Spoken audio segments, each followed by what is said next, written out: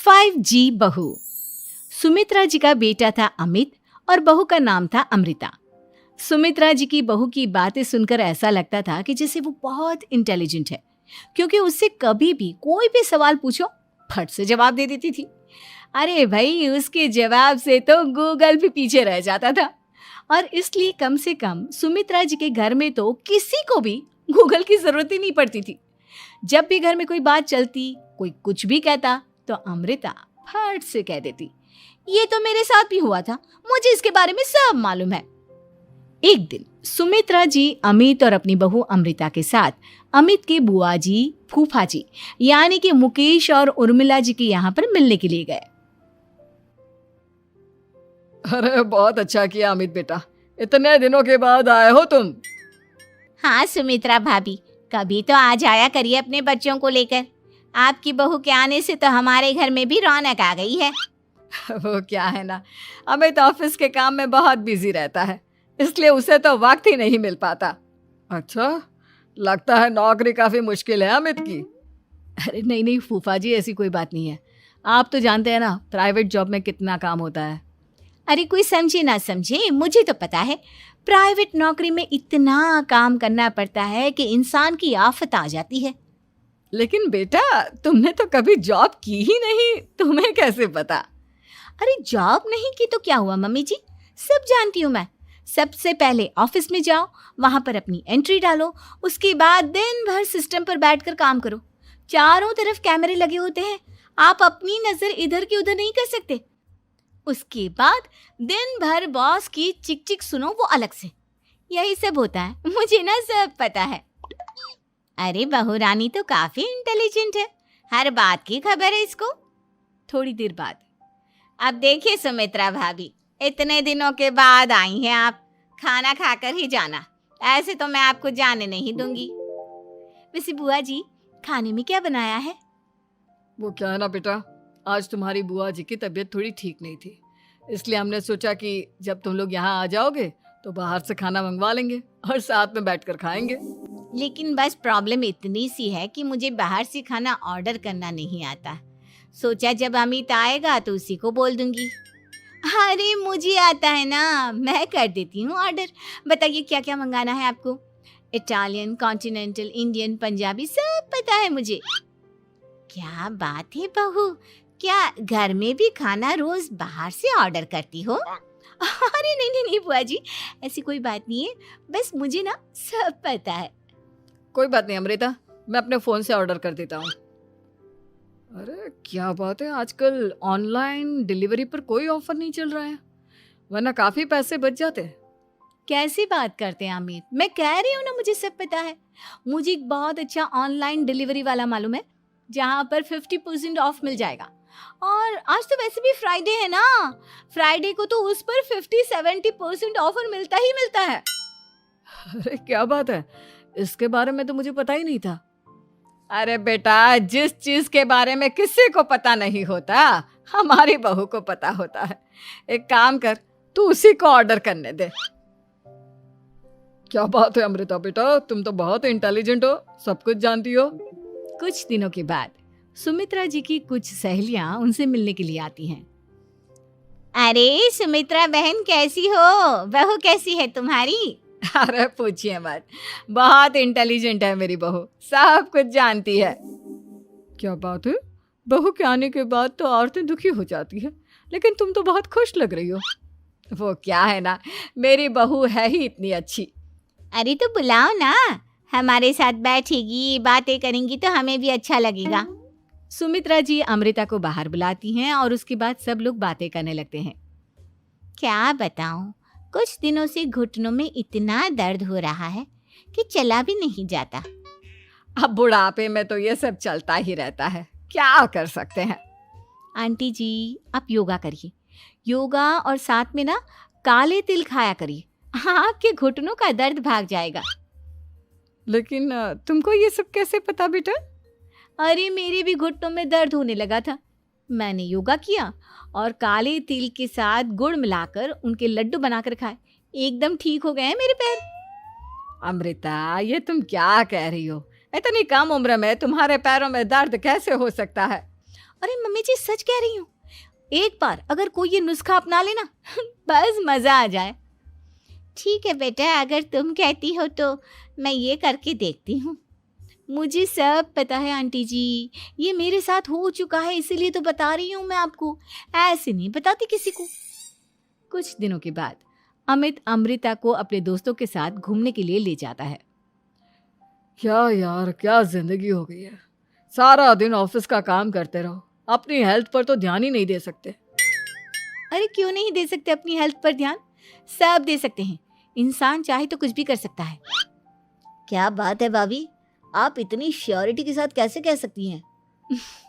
अरे आजकल ना एक से एक एप्लीकेशन है मार्केट में, और जानते हैं उसमें कुछ एक्सरसाइज तो ऐसी बताते हैं जिन्हें आप अपने ऑफिस में बैठे बैठे, मेरा मतलब लैपटॉप पर काम करते करते भी कर सकते हैं।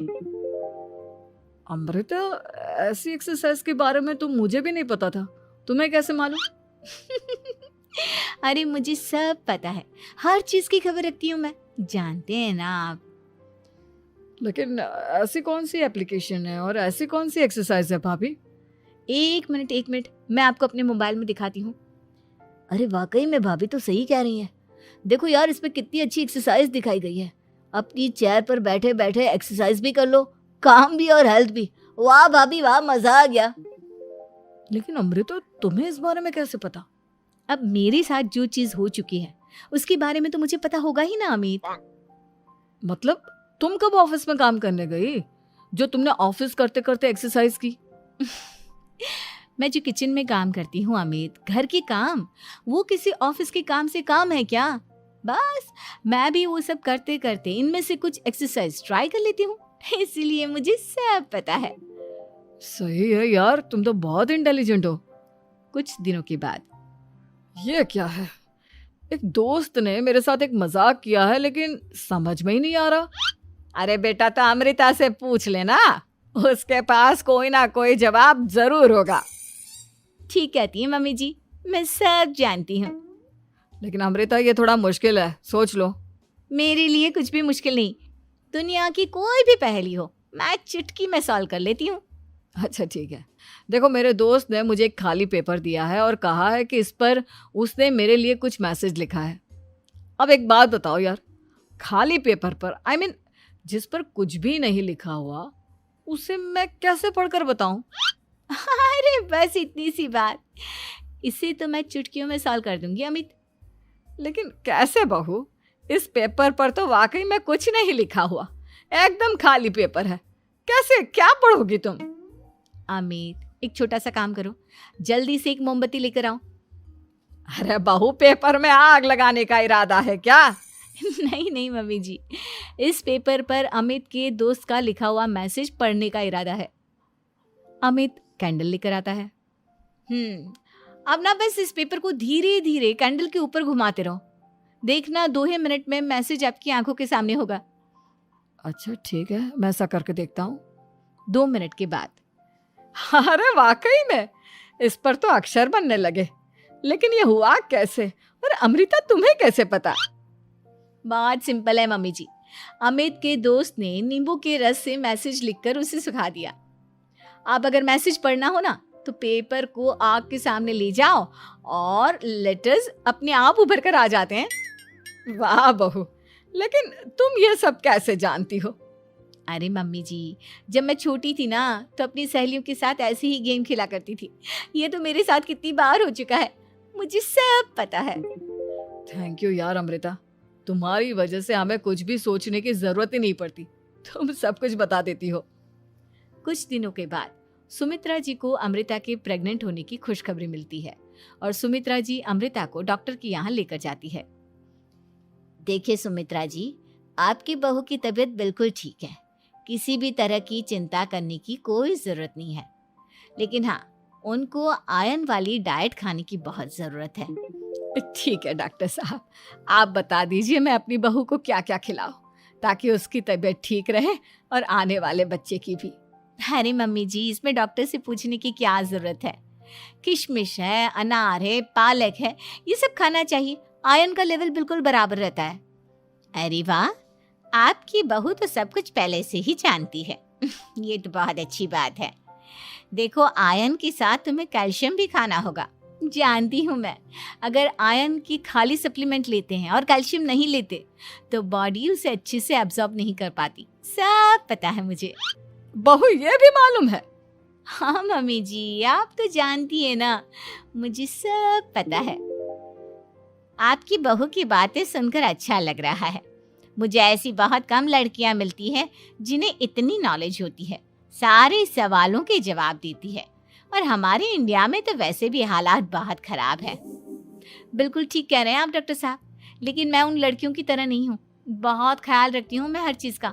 और जानती हैं आप, हमारे घर में तो किसी को किसी चीज़ के बारे में गूगल करने की ज़रूरत ही नहीं पड़ती। बिल्कुल ठीक कह रही है अमृता।